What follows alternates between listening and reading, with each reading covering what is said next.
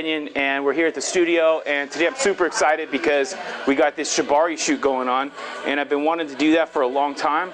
So we've got our model Jess, model extraordinaire, got hair and makeup going on right now.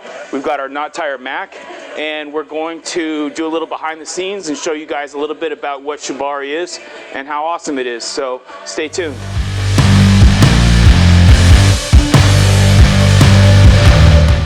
Shibari is an art form that originally developed in Japan as a martial art called Photoshoot. There's different pronunciations of that, but basically it's a way of restraining someone to where they retain their honor but also signifies what they did wrong.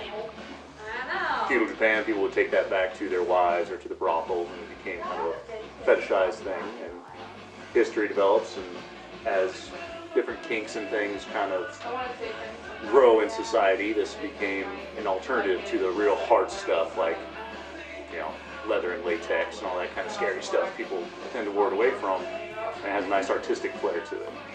A bit like macrame for plants, this is just macrame for people.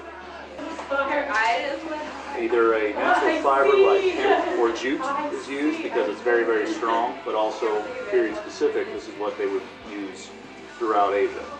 So being a natural fiber, you got to worry about things like grass allergies and the material itself degrading over time, but I usually buy high quality stuff, ethically sourced of course.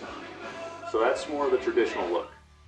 So learning about the body, pressure points, all those kind of things is very important before you delve into something like this, especially if you're using tighter knots. Every body and every one is a little different.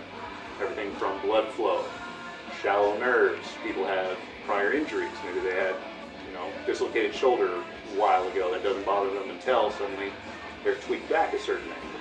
All those things you kind of take into consideration, and you talk with whoever is being tied before the probe ever even touches the skin. Safety is always my first priority, so I always carry skin-safe cutters.